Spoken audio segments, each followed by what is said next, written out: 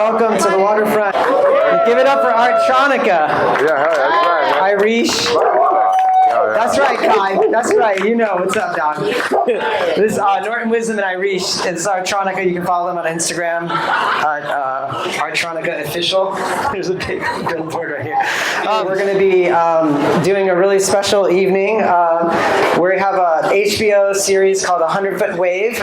It's won a couple Emmys. It's our good friend Garrett McNamara and his wife Nicole. We're going to have one of the talk show we do called Juice Talks with our very special guest tonight is the one and only Jeff Ho and Allen Sarlo. So we're going to get that going here in a second.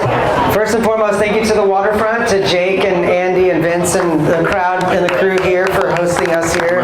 They've been really great to this community and we appreciate that very much. My name is Dan Levy. Some people know me as Juice Dan from Juice Magazine. We're celebrating 30 years of printing a magazine this year, so we're very grateful and happy to still be doing that after 30 years. We just finished the 30-year anniversary issue, so it's going to be out in a couple weeks, so we're very excited right now. It's super cool. Print is still alive and well. And so just setting the scene a little bit. So we're at like the foot of where the POP Pier used to be, which is kind of where our next guest is kind of changed the entire world of surfing and skating on his own with, a group of bad news parents kids.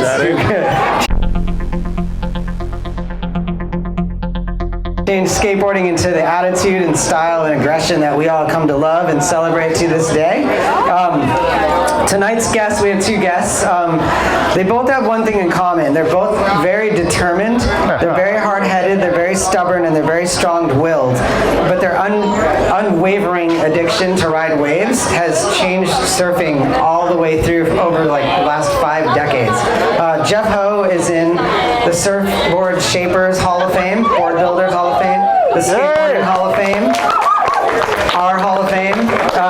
He's also responsible for the Zephyr team, which is his team that he created back in the 70s, which if anyone's ever seen Dogtown Z-Boys understands how skateboarding would have totally sucked if Jeff didn't do what he did, so we appreciate that. Also joining us tonight is going to be Allen Sarlo, who is a wave killer. I don't even know, man. He's just, waves are scared of Allen when he's surfing them, man, also rode for Jeff's team in the 70s, was one of the original Zephyr team riders too. So without further ado, why don't we bring Jeff Ho up to the stage? So welcome to Juice Talks, Jeff. This is your. Thank you so much. Tonight we're going to be showing the 100-Foot Wave, which is something that's like a big wave riding. Talk to me about the first time that you met Garrett and what that was like for you.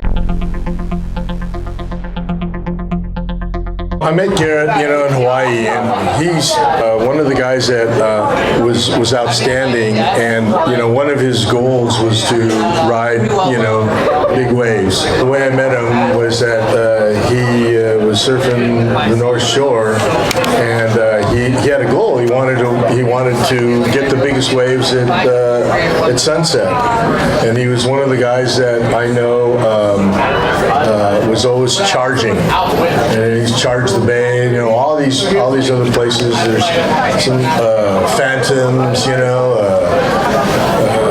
bunch of different spots. So anyways, I've always known him as a guy looking for big waves.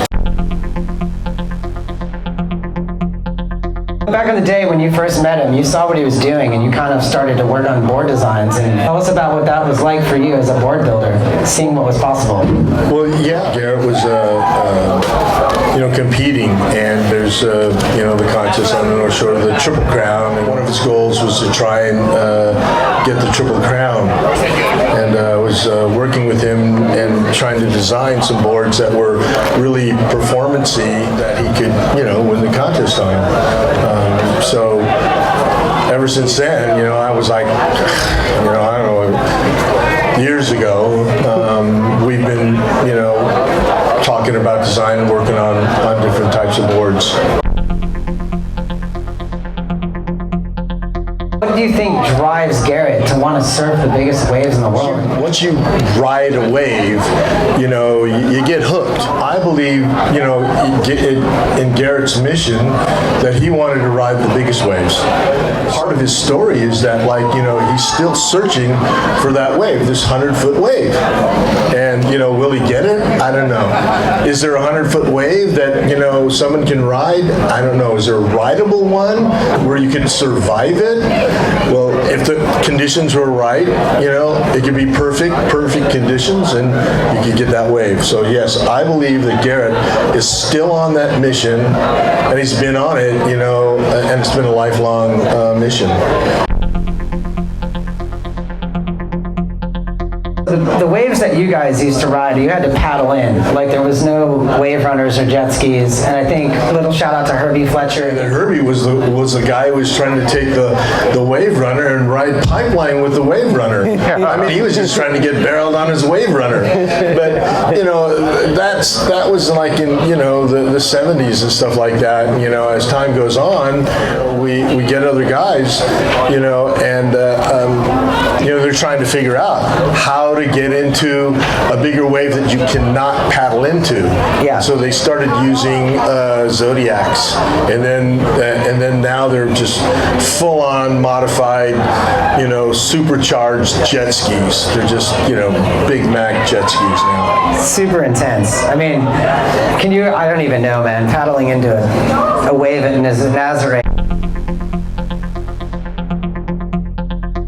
It was known as a dangerous place to you know, for waves. I mean, the fishermen that live there in the village and the people from Portugal know it as, you know, a treacherous wave. But as far as like surfing goes, I don't think that it was noticed until one of the guys from City Hall, I want to say, messaged Garrett and let him know that there was a wave there that they wanted, you know, somebody to see if it was surfable. It's gnarly. Yeah. And Garrett went. I love it. Speaking of big wave warriors, Allen Sarlo. Let's bring Allen Sarlo up here. Hey, Allen Sarlo. Yeah. So Allen, wave killer Allen Sarlo. If you've ever ridden Malibu on a big swell, you might have gotten hit by Allen Sarlo. You can come on right over here. Alan, we're honored to have you here. Oh, thank you so much. Also, Be here with you and Jeff. I mean, Jeff, so this is the original Zephyr team riders right here. I mean, creator and original rider. But on the surf team. And let me say that Alan was the only guy that I would see running around in Sunset and at Malibu surfing, you know, all the time. There you go. That was our goal, to surf Malibu and Sunset Beach.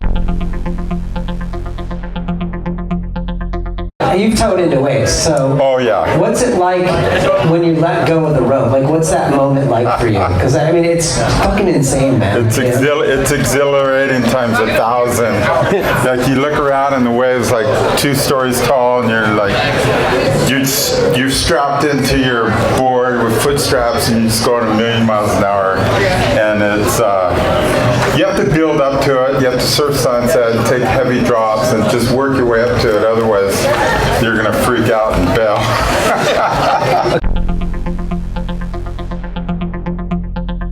So I'm going to name some surf spots, and tell me who the surfer that you think of who is the pioneer of that spot. What's the first name that comes to mind? Okay. We'll start with the Mavericks. Jeff Clark and Peter Mel. There you go. Who do you say? Do you agree? I would say Jeff Clark. My good friend, one of my best friends, Mark Fu, he went there on a big swell and ate it and passed away. So I have to say Mark was a part of that. So we got to say a prayer for Mark. Yeah. Prayer for Mark Fu. And also, Alan made a movie called Work to Surf, which is, we're just going to plug your movie because that's what we're doing right now. So,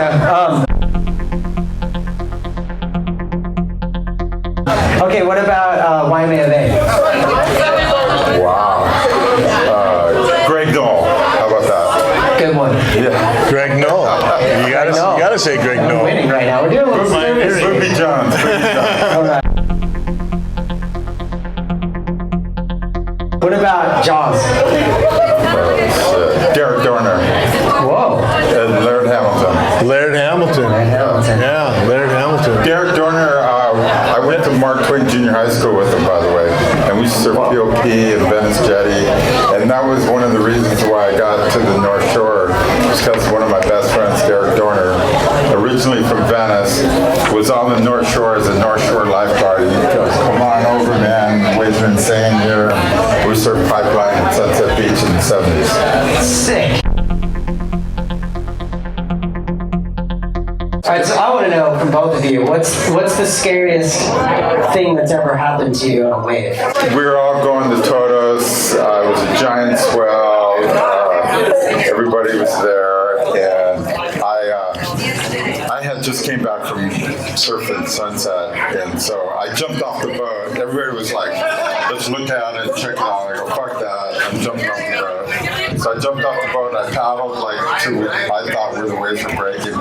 This giant set came in, and they were screaming on the boat outside, and I paddled over, and I let my board go, and I took 3 strokes through the wave, and I went over the falls in the lip on a 20-foot wave and landed, and it got exploded. And it was like a 2-wave hold down. And I was coming up, and right when I got to the surface, the wave behind it hit me, and so it rattled me big time. But then I said, you know what? If I could survive that, I could survive anything. And I went out and had a great surf day after that. Oh, you went back out.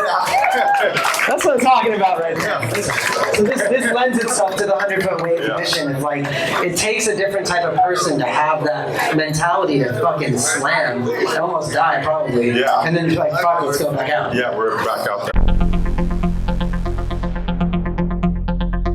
Yeah, what about you, Jeff? Talk to me. Well, you know, this is a local story, you know. This happened right here at the POP Pier.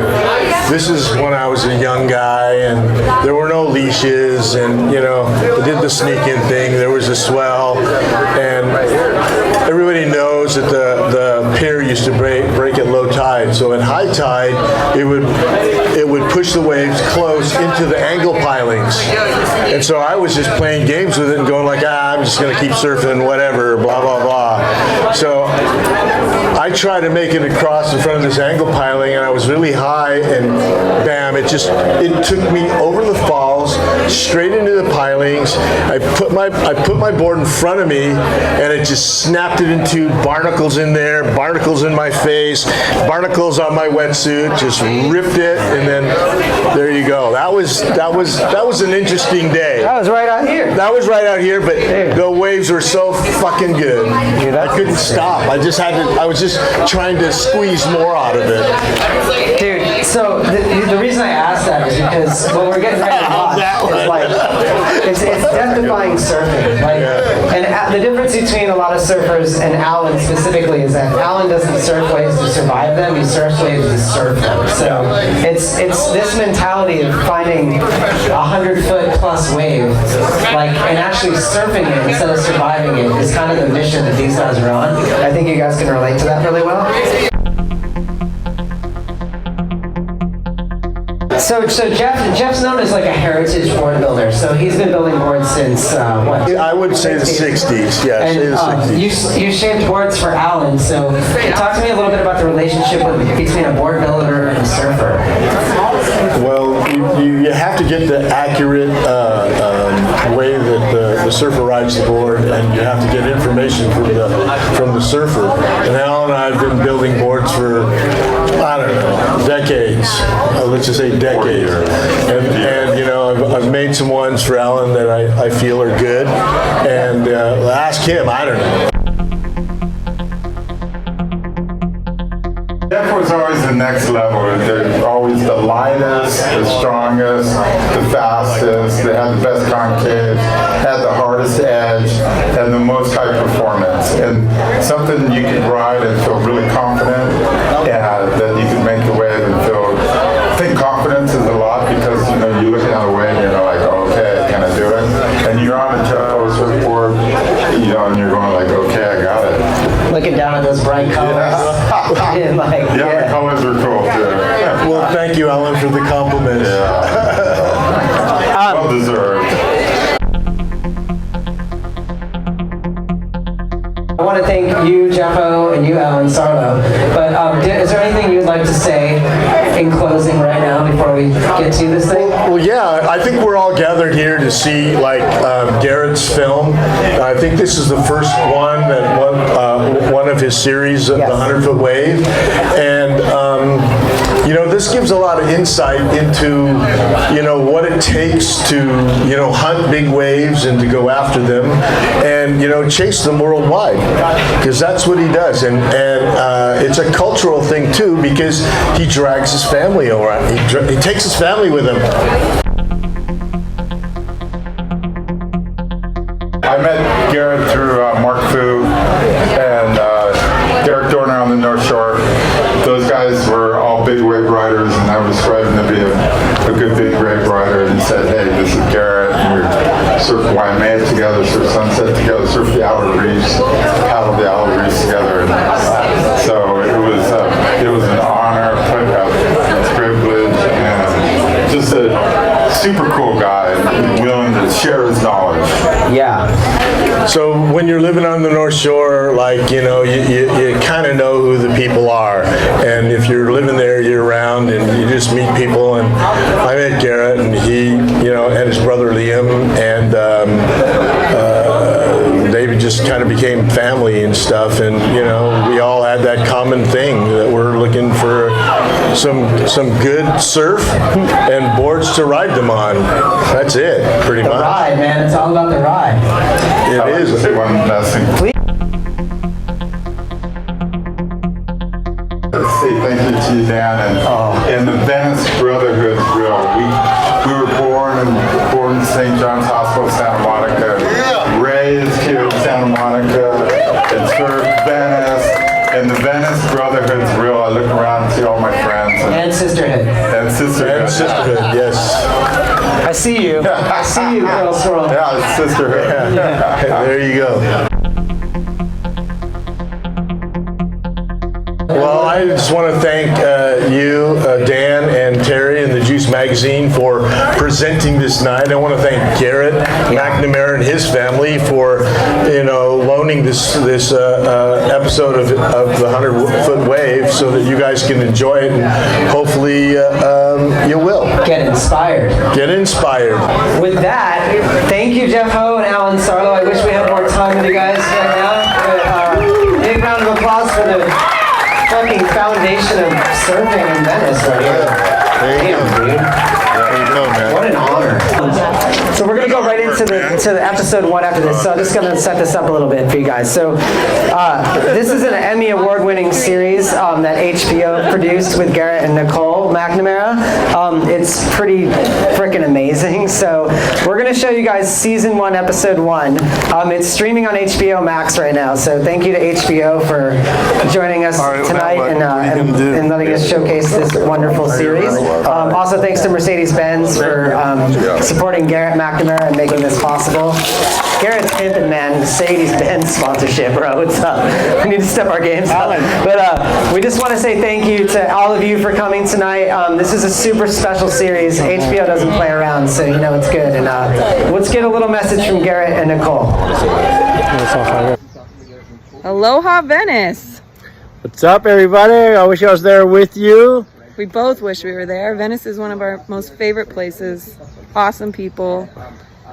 Uncle Jeff, Dan, everybody at Juice, we love you. We wish we were there with you watching this. And I hope you guys all enjoy the viewing tonight. It was definitely a labor of love. And yeah, we hope you enjoy it. And be sure to check out is it the 50th edition of the Juice Magazine? 50th edition. Jeff Ho and Garrett McNamara. Don't tell anybody. Legends. Not. So they just recorded that a couple hours ago for us, and we appreciate them. Nicole had to go get Garrett out of the water because he was surfing. It's the 30th anniversary issue, not the 50th, but there is an interview with Garrett McNamara that Jeff Ho did in the next issue, also with Kai Lenny, the two most pioneering surfers kind of doing shit right now, so we appreciate it. So thanks again, Jake, and everybody from the Waterfront for having this. This is season 1, episode 1 of 100 Foot Wave. It's streaming on HBO Max, and we hope you guys enjoy it, and thank you for joining us. All right, let her rip.